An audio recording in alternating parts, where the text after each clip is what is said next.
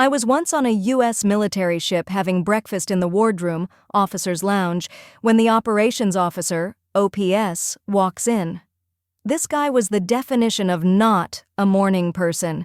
He's still half asleep, bleary-eyed, basically a zombie with a bagel. He sits down across from me to eat his bagel and is just barely conscious.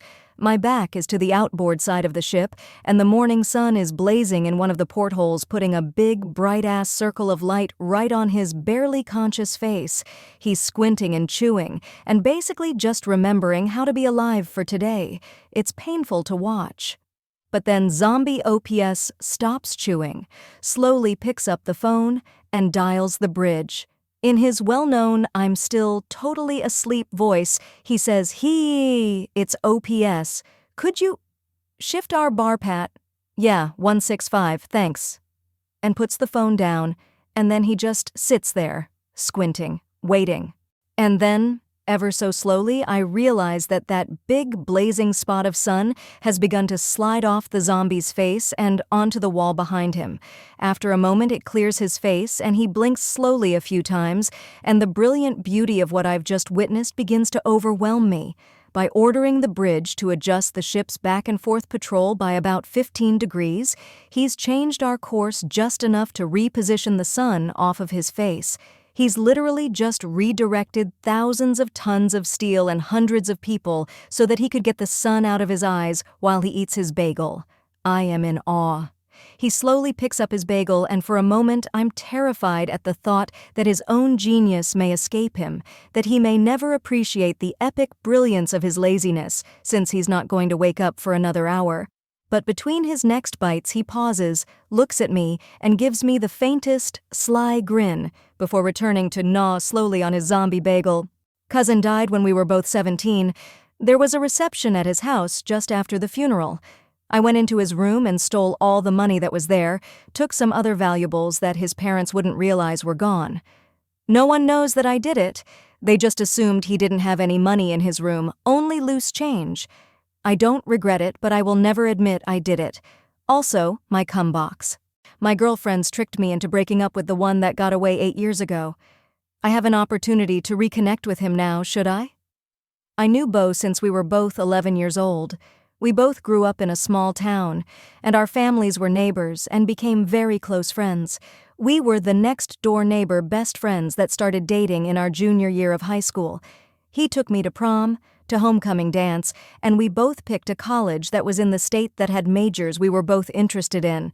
Him, I, our families, friends, our preacher, everyone expected us to get married when we went off to college.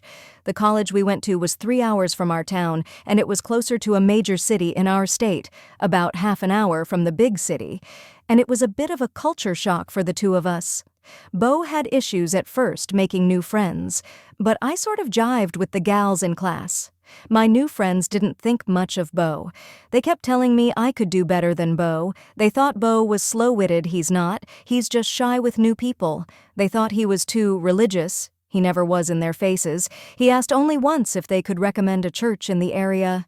They said Beau would just pull me back down to our small town, anchor me with children, and we'd both be stuck as hicks. It reached the boiling point on my 21st birthday. 2 of my girlfriends came to me claiming they saw Beau cheating on me. They were stone-faced, they kept to their stories, and I foolishly believed them. I confronted Beau and started screaming at him. Beau didn't apologize. He didn't beg and plead. Instead, he got cold and mad. He said that he never trusted my friends, that they were playing me, and he thought I was better than this. I didn't believe him, and I let him walk away. He promised that if I took their word without even looking at them critically, that we were over. And he kept his word. From that day, he wouldn't even look at me. He wouldn't talk to me. He wouldn't acknowledge I existed. For the rest of college, he never dated anyone. He just worked, went to class, and graduated early. My friends, they set me up on a ton of dates. I had a bit of a wild college ride, something I am a bit ashamed of now, honestly. Once I graduated, I tried to get established in life, but my college friends, they kept just wanting to hang out, chill, or party. It honestly got tiring, and I couldn't believe I had the energy to do this for nearly 4 years while getting an education. It was when I was 23 that one of the girls called me a stick in the mud and said something along the lines of, "I can't believe we went through the effort of breaking you up with Beau if you were just going to become a wallflower." I couldn't believe it. She went into detail about how easy it was, and I felt disgusted. I didn't give Beau another thought after the breakup. I thought he was a cheater, and I told my family, who told his family, and it strained his relationship with his mom for many years. But after that point, I couldn't stop thinking about him. I told my family the truth about what happened with Beau. This apparently helped repair the relationship Beau had with his mother. Apparently, Beau's mom liked me quite a bit, and she went out of her way to sabotage Beau's relationships with any girl he brought over to meet the parents. My mom said Beau's mom did it very discreetly, but after finding out the truth, Beau's mom came clean, and Beau nearly cut her out of his life. She apparently begged and pleaded, and was able to work from there. I have many unfinished drafts of emails to Beau, some saying I wish to catch up, others begging for forgiveness and pleading for him to come back to me. But any news I got on Beau after the blow-up with his mom has been sparse. Beau doesn't do social media, and I had no idea where he lived. I found out this year that Beau has been married for 3 years and has a 2-year-old son. He has moved back to our hometown, and I saw him at the grocery store when I went to visit my parents 2 weeks ago. He didn't see me, or at least I think he didn't, but there he was, with his wife and child, and I instantly felt a swirl of emotions. Jealousy, rage, regret, depression. Even now seeing him with his full family, I still want to beg him for a chance, which makes me feel awful, but at the same time I feel like I should at least say my piece. I talked to my mom about it, and all she said was, "The chickens come home to roost. Don't make trouble for Beau. I just know that if I can't talk to Beau one last time, I will regret it for the rest of my life." What do I do? Should I contact Beau? Well, without giving away too info, I was injured in an accident at 14 and incapacitated. I went from masturbating 2 times a day to 0. After 2 weeks, I was frustrated and took it out on my parents. My mom and dad knew what was up and talked about my mom helping me masturbate. They approached me one afternoon, and when my mom said, "I know you are frustrated, and why you are frustrated, would you like some help masturbating?" Blood was rushing in my ears and I said yes, but I really didn't know if she meant what I thought she meant. I was excited and confused. She said that she would take care of me when I went to bed, hours away. Am I the asshole for refusing to help my stepdaughter with her fashion career despite owning a fashion company? My stepdaughter Mia, she's 23 now, and has been dreaming of working in the fashion world since she's young. I was married to her father when she was 15. She took many courses to work on herself, and I might say she's good at picking fabrics and colors. However, she isn't good at designing. She's a good stylist, but not a good designer. I started my business like 16 years ago. It was very small and low budget, but I was lucky enough to expand it to where it is now. Still not the biggest company out there, but big enough in my region.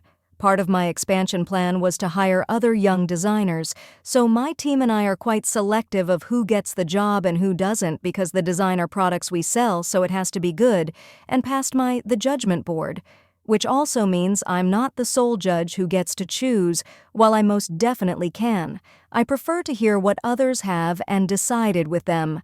My husband asked me to have Mia as a designer in my company. From the very start, I knew Mia wasn't a good designer, but I told my husband, have her apply for the job and submit her papers for me and the team to look at them and examine her skills. I think he was kinda surprised I said apply for it, instead of an immediate yes, but he still told Mia, who sent a thank you text for helping her. I don't know what exactly my husband told her so she would send a thank you text, but I replied saying that I'll be waiting for her along with the judges to examine her work constructively and wished her luck. I honestly don't know till this day, did my husband lie to her, or did she send such text to guilt trip me? I have no clue. Anyways, her day came and no one saw her stuff on bar with our criteria, so she was sent an email that she wasn't accepted. Let's just say hell got loose from here. My husband to me about how this is nonsense and unfair that I didn't accept her. I told him, I'm not the sole deceiver. I have a system in place full of judges, but he wanted me to bend the system for Mia. If I did that, my credibility in front of my employees would sink and I'd lose them eventually. Plus, if Mia got in, her fellow designers won't respect her because she'd only get in for being my relative, not for her skills that are far behind her fellow designers. It is a huge risk for me, ethically and financially, to include Mia. My husband proceeded to tell me the list of courses, and work Mia has done to achieve her dream. I told him I understand, but she still hasn't got the skills at least to meet my criteria. She could apply somewhere else and get accepted. Mia later sent me a long text of how I failed her and she doesn't want to see or hear of me anymore. I just know that if I can't talk to Bo one last time, I will regret it for the rest of my life. What do I do? Should I contact Bo?